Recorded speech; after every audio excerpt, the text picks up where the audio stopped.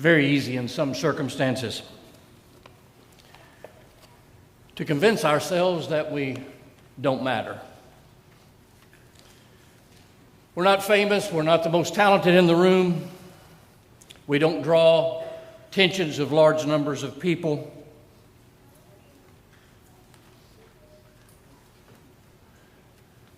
The text that we're reading today, Mark chapter 12, if you're there with me, please, talks about just one of those people. A widow that we feel pretty certain was probably uncomfortable as she walked up to put her money in the treasury. Of Jesus, it says, and he sat down opposite the treasury and watched the people putting money into the offering box. Many rich people put in large sums. And a poor widow came and put in 2 small copper coins, which make a penny. And he called the disciples to him and said to them, "Truly I say to you, this poor widow has put in more than all those who are contributing to the offering box. For they all contributed out of their abundance, but she, out of her poverty, has put in everything she had, all she had to live on." 2 small copper coins. The text of Mark chapter 12 uses the term lepta, a Greek term describing the smallest of their coins. A small copper coin. I don't know if many Bibles do, but I know other statements about this call them brass coins. King James says 2 mites. Of course, you know that the main difference between most copper coins and a brass coin would be the amount of zinc in it. You get enough zinc in it, it's now a brass coin rather than a copper coin. But most all of our coins have some zinc in them. They haven't been pure copper since early 80s at least. For comparison, and we always need comparisons to know what something amounts to, right? We look in the Bible and we say this woman put in 2 small copper coins. Well, what is that? How much is that? What difference does that make? How do you make sense of that? Well, for comparison, one that we're more familiar with is the denarius. Now, the denarius was considered a day's wage. So now we're not into exactly how many cents it was worth and how we compare then to now. Now we're talking a day's wage. And this denarius, a day's wage, was worth about 20 cents. Her 2 small copper coins were worth about 1 cent. Now, that throws our recollection into a little bit of a quandary, because has it not been the case with you that when you've read this passage and it says she threw in her 2 mites or her 2 small copper coins, you thought she literally just dropped a nickel, dropped a couple of pennies in the same sense that we would think of it if we dropped a couple of pennies in. The reality was what she put in was a 20th of a day's wage. So it might not be as small as what you and I would have thought that it was. So that changes our idea a little bit. But it was small by comparison to the other amounts that others were putting in. Now, we think of this probably, in the way we think of it as a weekly offering. This probably, at this case, might not necessarily have been, or it probably was not, just exactly that. 2 small copper coins that made a penny. Now, our penny, poor little penny, our penny has priced itself out of the market. If you follow a little bit along, there are people trying to get rid of the penny these days. We can't use the penny anymore. Anybody remember when you could buy penny candy? There were some candies you could get 2 for a penny if you're old enough. You remember when gumball machines took a penny, as well as some that took a nickel? Don't shake your hand left and right, Randy Hudgens. You remember that. Our penny now has a value in copper of about 1.7, 1.8 cents. So our penny in copper is worth twice as much as it is as a coin. And we look at it sometimes, we can't make much sense out of the fact that a penny has got almost 2 cents worth of copper in it. When you consider the cost of minting the penny and putting it into circulation, our pennies cost us a nickel, and we put them out in circulation, and they're worth 20% of that. Makes no sense at all, right? Makes no sense at all. Another little oddity about this text is you can't, if you read beyond this text, you can't help but notice the statement about this widow and her putting in all that she had. By comparison to verse 40, he's condemning the Pharisees and the scribes for their abuse. And he says in verse 40, who devour widows' houses and for pretense make long prayers, they will receive the greater condemnation. They were putting so many fees that oftentimes the widows who were on very limited income were losing their homes over paying temple tax and fees. And Jesus was placing judgment on them, and probably picks out this widow in part because of that statement. 3 things that I want to make note of this morning as we notice this text. One is that you are responsible to give, and I'm going to add and to serve, because that's part of our discipleship as well.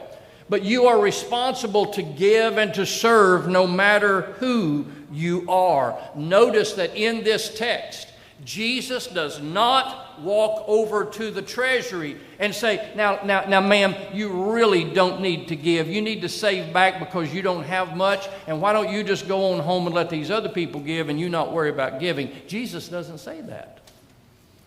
Now, he also doesn't tell her to put in all that she has, and I think he probably blessed her for it, but he didn't tell her to do that and to be for what was for her that generous. But he also didn't tell her not to give. Discipleship is about giving no matter who you are. Discipleship is about giving no matter what you have.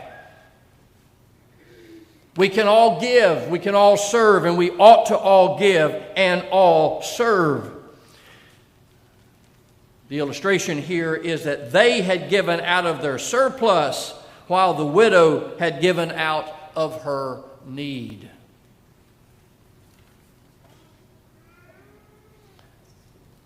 Along the same lines there.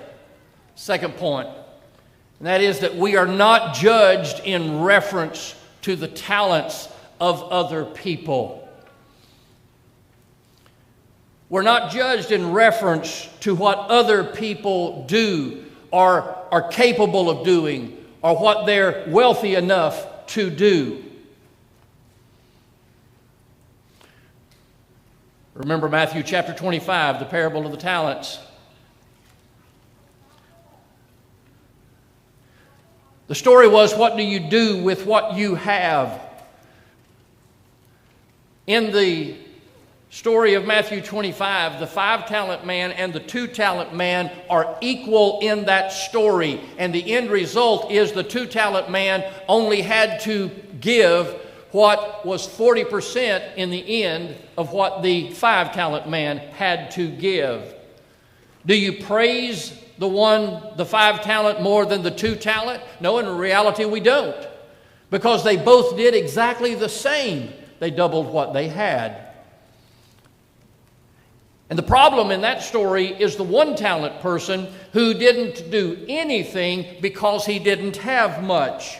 It's so easy to convince ourselves, I don't have much time, so I don't have any time to give. I don't have much money, so I don't give anything because I can't give a lot. I'm approaching that age where people are starting to ask me, well, what are your plans for retirement? I'm kind of offended by that. But people are asking anyway, occasionally.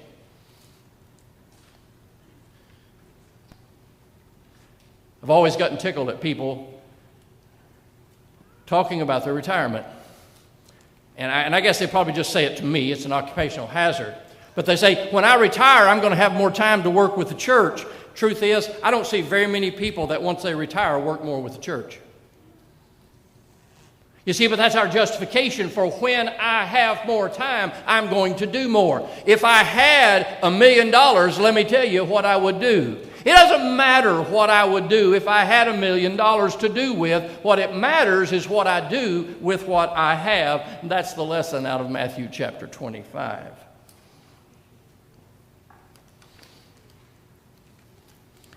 The one-talent man could have come away with 2. And he would have been just like the 2 and the 5 talent. His problem was that he did nothing with what he had. Another Bible event that illustrates this very thing, early part of the book of Acts, Ananias and Sapphira. The problem was not that they didn't give all that they sold their property for. The problem was that they wanted to claim a sacrificial level, and they weren't giving at a sacrificial level. Peter even tells them, while it was yours, either before you sold it or after you sold it, it was yours to do with what you wish. And they didn't have to give it. They weren't compelled to give it. If they had given a part of it, that would have been wonderful. But they gave a part and claimed to have given it all because they wanted to appear that they were being sacrificial, when in reality they weren't so much being sacrificial. Third point, it all comes down to the fact that the value of a gift in the sight of God is not determined by the face value of the gift itself.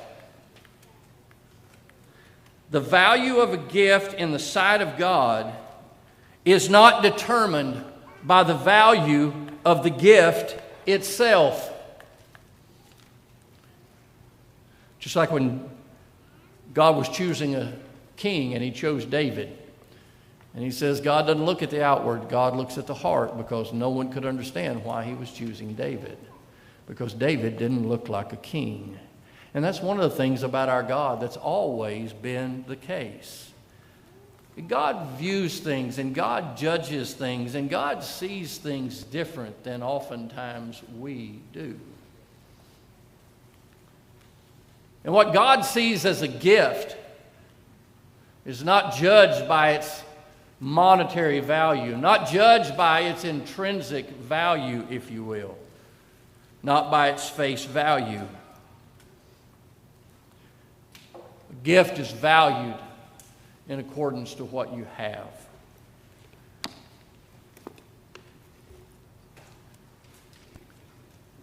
I'm going to read you a story, true story. A lady that goes by Eddie Ogan.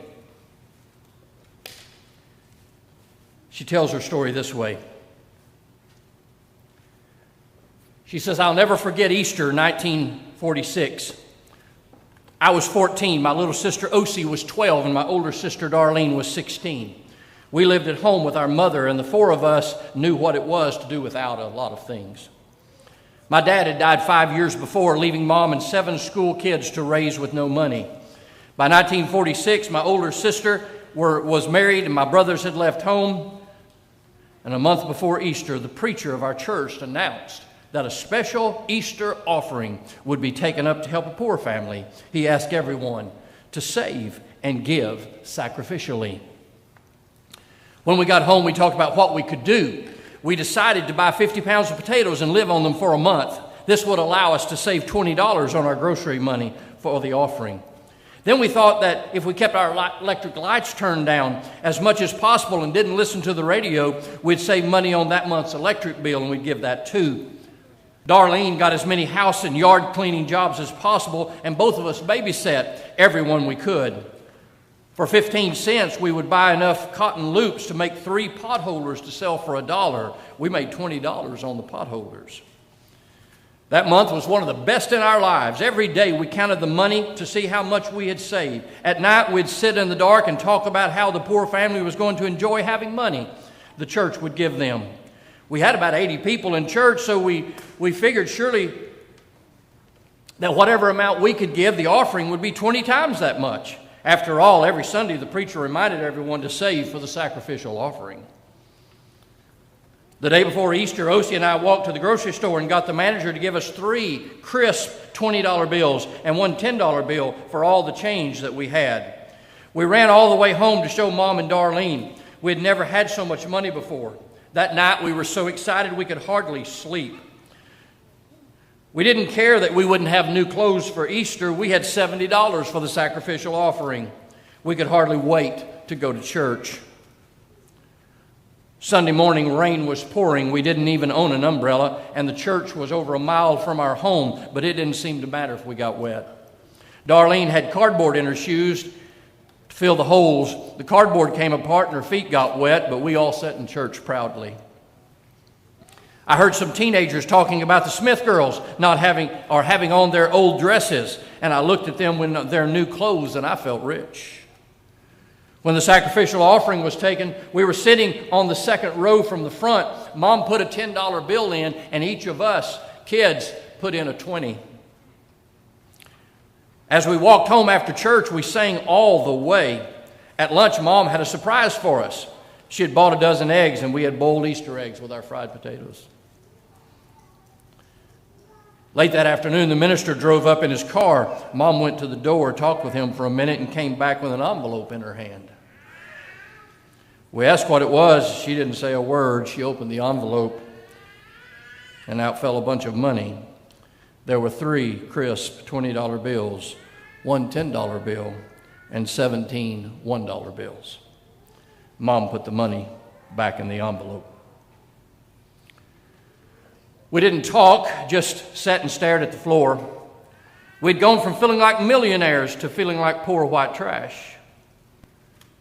We kids had such a happy life, we felt sorry for anyone who didn't have our mom and dad for parents, and a house full of brothers and sisters and other kids visiting constantly. We thought it was fun to share silverware and see whether we got the spoon or the fork that night. We had 2 knives that we passed around to whoever needed one. I knew we didn't have a lot of things that other people had, but I never thought we were poor. That Easter day, I found out that we were. The minister had brought us the money for the poor family, so we must be poor. I didn't like being poor. I looked at my old dress and worn out shoes and felt so ashamed I didn't even want to go back to church. Everyone there probably already knew we were poor. I thought about school. I was in the 9th grade and at the top of my class of over 100 students. I wondered if the kids at school knew that we were poor.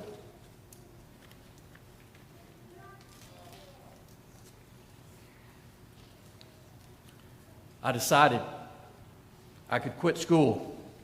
Since I'd finished the 8th grade, that's all that was required at that time. We sat in silence for a long time.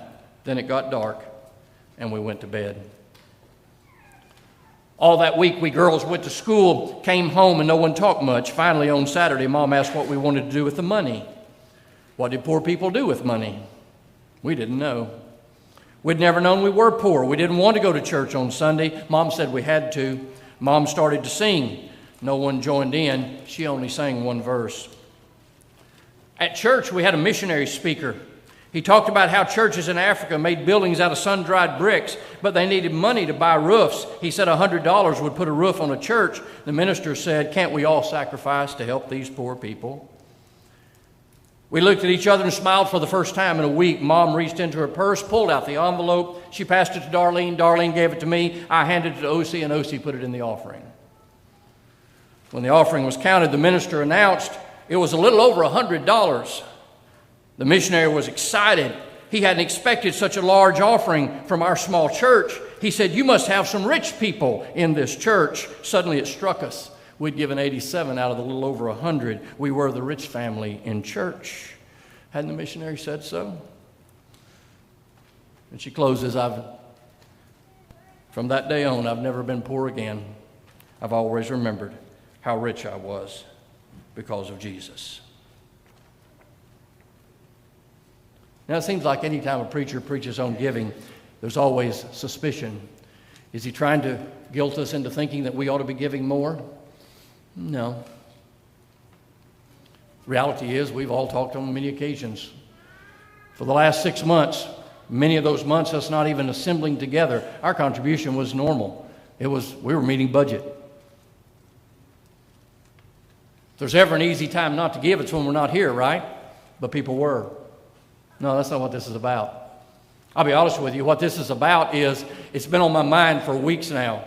Those trays sitting at the back. Because see, we usually give our contribution by someone passing a tray right down in front of us. And so here we are in the privacy of just our family when we put our money in. But now we're putting money in as we walk by. Now, we don't do it with coins. If we did, that would be interesting, wouldn't it? How would it feel if all of our offering was in cash? And how would you feel?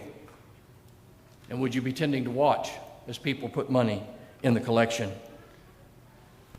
And I thought about if Jesus were standing there right beside one of those tables, or maybe we just had one table that everybody had to go by and Jesus was standing there.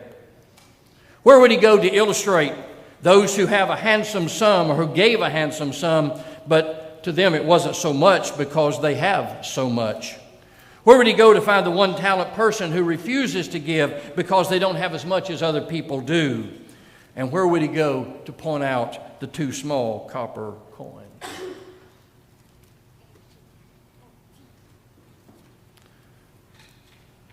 Discipleship. It's about giving. It's about giving of ourselves. It's also about giving of our time. It's about serving. It's about taking those talents and abilities and opportunities that we have and making sure that our Lord is honored with them, by them. As we offer this invitation, there are things that you need to lay before your church family this morning. If you need your elders, if you need this church family to pray with you, then let us know what your need is. May we be disciples. A disciple is a follower. And the disciple is one who wants each day to be more like and to look more like their teacher, Jesus. If you have a need, we'd ask you to come as we stand and as we sing together.